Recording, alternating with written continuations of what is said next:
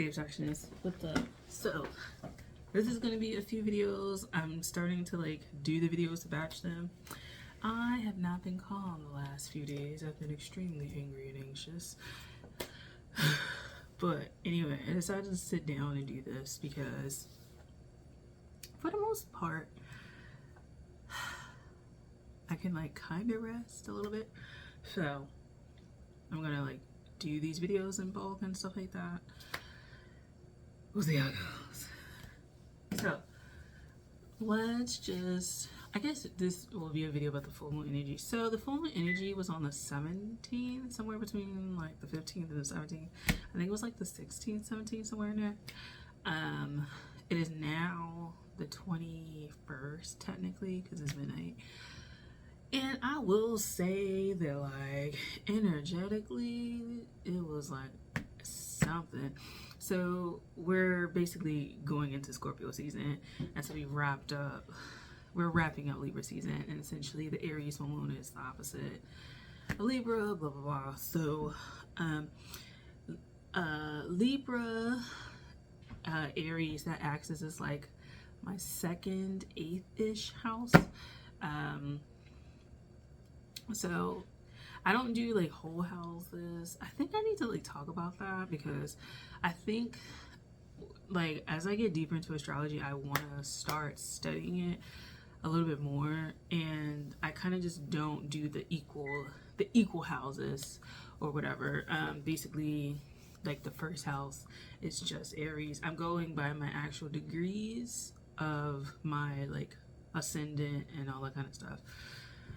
But anyway, so this Aries like full moon would have taken place like around my 8th house, like somewhere in there, right? Transiting like that. So it's basically my like death house, so to speak. And you know, surprisingly, like it felt pretty okay. Like the moon comes into my room, like as far as like shining in my room, not walks in there. But the moon like shines in my room. So usually when there's like full moon-ish type activity, like it's like shining like dead ass in my room, and like dead ass on my bed, and like dead ass on my pillow and in my face. So I kind of am like getting that like right there. And then just looking up at the sky and noticing, I don't know, but in recent years I personally have just felt like the moon is like fucking close, and I'm like, oh my god, like this moon is like so close, like it's like really close. It feels so close. And I'm like, oh my god, like it just energetically it feels like very much here. So like it's just like a weird feeling. And then this is the time of the year where I kind of feel like that energy a little bit more pervasive. It's getting darker earlier and earlier and earlier. Before you know, it's dark at like 4:30 or whatever. And I'm just like, okay, having to like deal with that adjustment.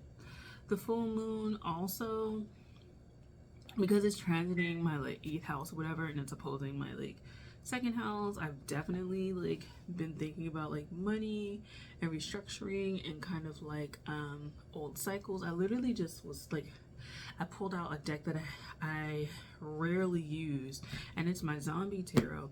And if you know me, I'm an animist, but if you also know me about my deck, that's the first deck that I ever like got really for myself, and I ended up reading with it a lot, and then I transitioned it just for myself.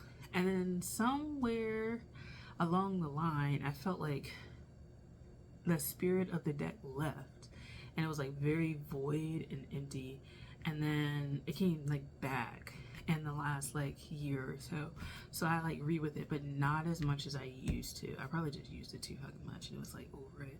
But I was like, I have to do some sort of psychological unburdening, because some of these issues with my 8th house and my 2nd house are tied to like people who are past and really my lineage, let's be real. And psychologically like unburdening myself. I was like literally processing this like earlier. And so this full moon definitely highlighted some things. It also feels like the end of a long cycle. I'm going to do a Saturn video. I don't know if I'm going to record it tonight, but it's probably going to be one of the videos that gets batched in here, discussing my Saturn return and stuff like that. But it does feel like almost a Saturnian type thing, right? Because it would have been coming out of Pisces into Aries.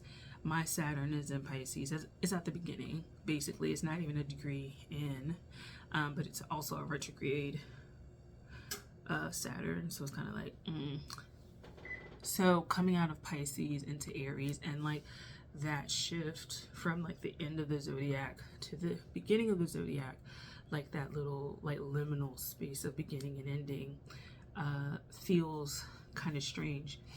I will say I had a few like relationships like before this kind of like fade out. The most recent one that I kind of just like released was between me and someone.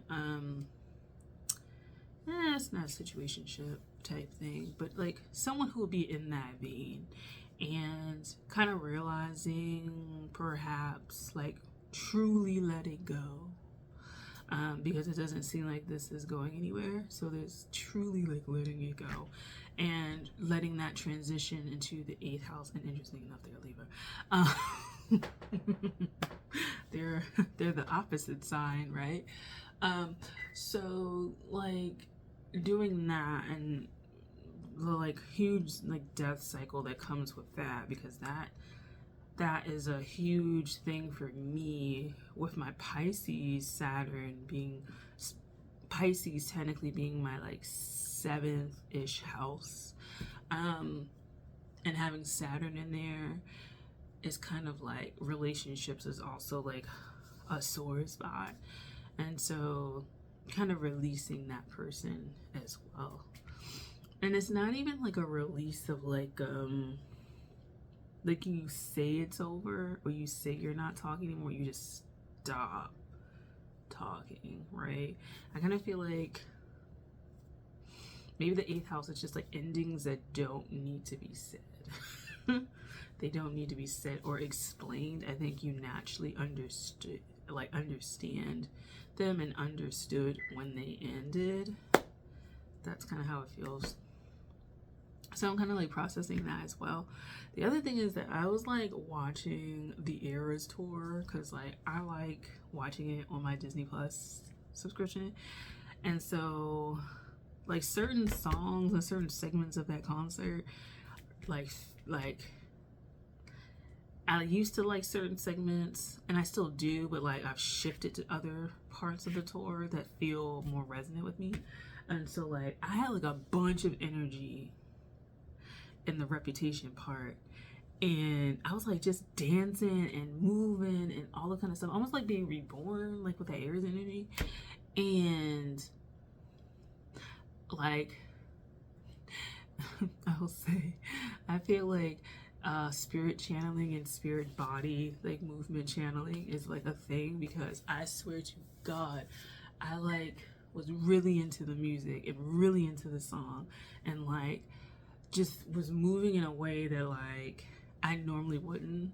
I was doing a lot of like squatting and bending and crouching and stuff like that. Like I was putting on my own performance.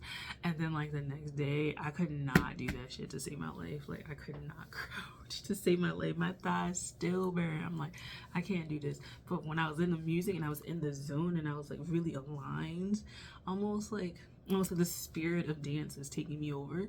Like I like had the energy to do it, and I'm like, where's the energy now? I need that energy now. And so yeah, so processing the like full moon energy is very interesting, especially towards the end of the years.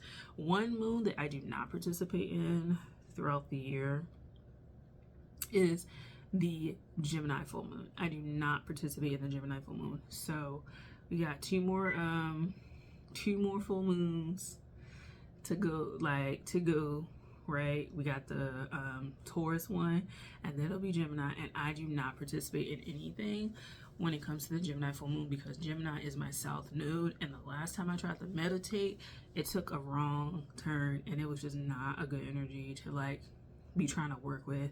So when it's the new moon in Sag, then I'll do work.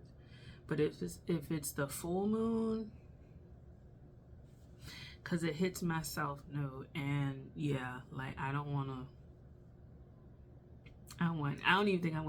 even know if I want like candles at night or not, like nothing related to figuring out when the moon is there. No.